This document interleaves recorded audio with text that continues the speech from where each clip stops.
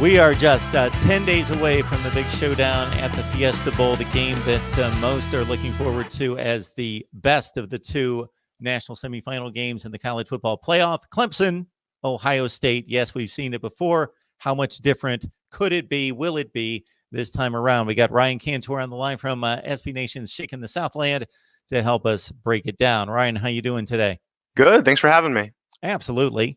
Always enjoy the discussion. Ryan's joined us a number of times going back years and years to talk Clemson football, and it wasn't always this good. So that gives you an indication of how long Ryan has joined us. So Ryan just released an article here in the last 10 days of breaking down the numbers to try to give us an indication first of how dominant these teams have been, and also if there's a decided advantage anywhere. So Ryan, when you check out the Ohio State numbers versus the Clemson numbers, what intrigues you? What do you think stands out?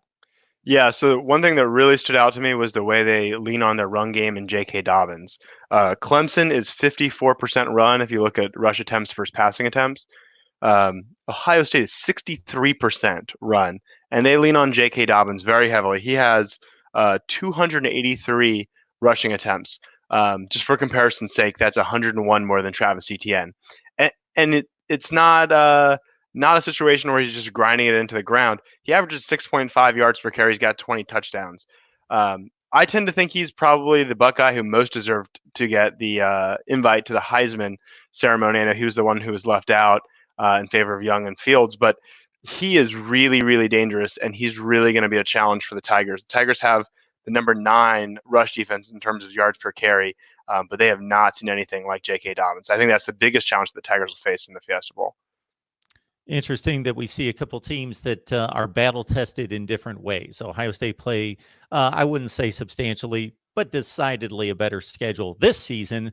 But of course, those Clemson players, the roster, anybody who's played has played in meaningful postseason games year after year after year. So this has been a regular stop for this group to go to the college football playoff. They're used to the schedule, the drama, the hype leading up to the game. Yeah, obviously, I mean, any objective Clemson fan has to admit, the ACC has been so down this year. It's no fault of Clemson or Dabo or the AD. You know, we schedule Texas A&M, we schedule South Carolina. Really nothing we could do that they're both down this year, and the ACC is down. But your strength of schedule is really not an indicator of how good of a team you are. It's just how confident you are in those results and how much they mean. So yeah, Clemson's, the best team they've played is probably Virginia.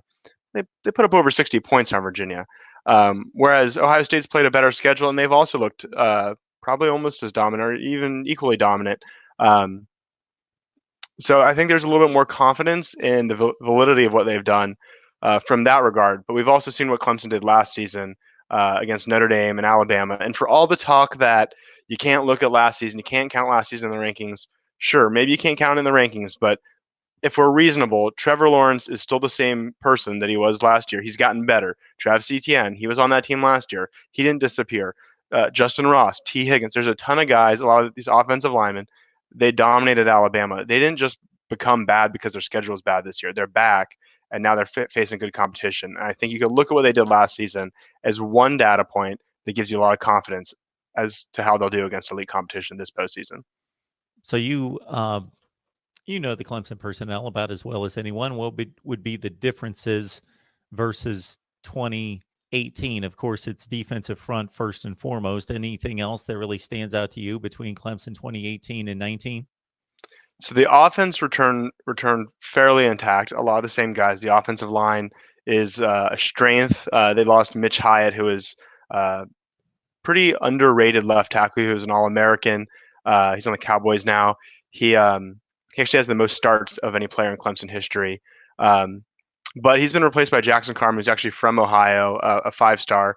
And the offensive line really hasn't missed a beat. And in some regards, has been better. They're number 5 in sacks allowed on the season, averaging just one a game allowed, which is actually better than Army, who runs the triple option. So the offensive line has been great. This offense has averaged over 50 points the last 6 games. They've been excellent. The defense is where we thought they wouldn't be so good, but they have. It's just been different. So the defensive line hasn't been as dominant. We haven't had quite the sacks and tackles for loss. But the back seven's been great, and it's just been a very different look for Clemson and for Brent Venables and the style. But Brent Venables, I think, has done probably the best coaching job maybe he's ever done, and just how flexible he's been. He's used different schemes than what we've seen before, employing some 3-down lineman looks, and just really getting the most out of his personnel, and just not being rigid to what he does, but getting the most out of the players he has. Ohio State's built its defensive front in many ways like Clemson has, with obvious NFL talent, but also with the depth and being able to rotate guys depending on the year. Chase Young is obviously the headliner, but Ohio State does bring a lot of talent to the table with other players. But Chase Young, again, is that standout top 5 pick in the NFL draft. So is there concern there with Clemson? How's the offensive line performed this season? Yeah, there's definitely concern. Ohio State's number 2 in tackles for loss. They're number 3 in sacks per game. They're excellent, and it's going to be a big challenge. And Clemson hasn't faced anything like them all season. Virginia's the closest thing. Virginia's top 10 in sacks per game, and Clemson gave up 2 sacks against them. Clemson also scored 60 points against them. I think the offensive line, they've performed very well this season, obviously based on their stats. Again, they haven't played anyone like this, but you could look at last season and see how they did against Alabama. This offensive line seems to be even better than last year. So I think that, against tougher competition, they'll continue to hold up. But yeah, I think that's one of, first stopping J.K. Dobbins, I think, is the biggest concern for the Tigers in this game. He's excellent, maybe even underrated. He's a great player. I think that's the toughest challenge.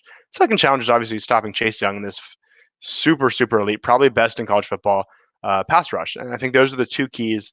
If Ohio State can't control the clock, the run game, and really kind of make their hay there, and or win the line of scrimmage when they have their elite D line on the field, then they're not going to win the game. But those are 2 huge ifs. Christmas is coming, folks. Use the link in the description section below. Shop Amazon right there. Help us build the channel. We got Ryan Cantor on the line to talk Clemson football, with the Tigers taking on the Buckeyes, of course, in the national semifinal.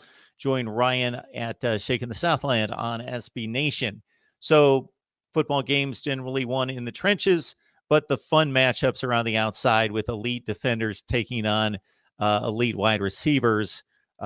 Is this Clemson wide receiver core? And this is a huge statement, of course, because it's probably produced as good of NFL wide receivers any school in the last decade. Is this the group that's just about the best you've seen? That's really tough to compare, because you think about Sammy Watkins and Nuke on the same team, and Taj Boyd, who was kind of the quarterback who started this run, but they didn't have quite the talent around these guys do. So it's really tough to compare. I think T. Higgins and Sammy Watkins might be the 2 best wide receivers in Clemson history. I think if T could have huge performances in this postseason and get another championship, I think he could kind of rightfully earn that claim. So yeah, I think they're right there. I wouldn't give them that title yet, but we'll see what they do in this postseason. I think they have an opportunity to earn that, and T. Higgins specifically has an opportunity to kind of be considered the greatest ever. And normally, I just kind of want to add this. I normally don't view, you were talking about winning in the trenches, and I wholeheartedly agree with that. It's, where football games are won. I don't normally think about wide receivers kind of as the linchpin to great football. But I watched the SEC championship game, and then I watched the ACC championship game right after. And the difference between Georgia and Clemson at wide receiver was so stark. Just to watch a Georgia game with that much focus, which I hadn't done quite to that level before that, just the difference that position can make kind of shocked me. And I think that, or was a reminder of just how important it is. And I think that could be the difference in this game. T. Higgins kind of makes those plays. Reminds me of Kobe Bryant, where it's like defense was great. There's just nothing you could do there. He's the type of guy who can make those plays. And Ohio State has great cornerbacks and a great secondary, but sometimes it's not really their fault. I think T. Higgins has the opportunity to make some of those plays.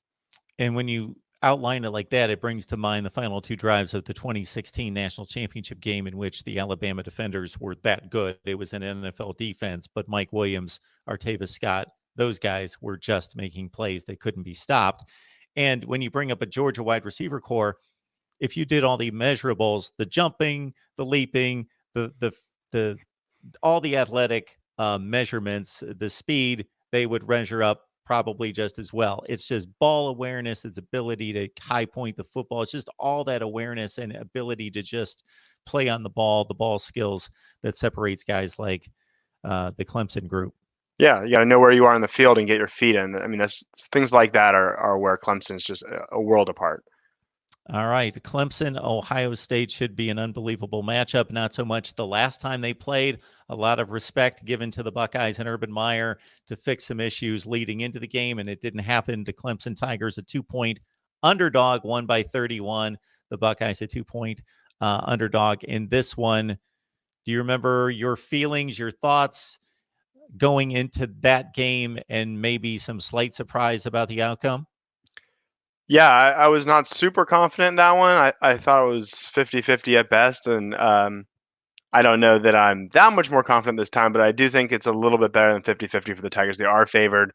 I do think they're about 2 points better. I predicted 35-28 on our side on Shaking the Southland. So I think it's going to be very competitive. Just don't know if we could stop J.K. Dobbins, but I don't bet against defensive coordinator Brent Venables. Ryan Cantor from Shaking the Southland. Please check out his article and the rest of the coverage on Clemson athletics and, of course, the big matchup with the Buckeyes. Thanks for stopping by, Ryan. Yeah, thanks for the invite. Always appreciate it.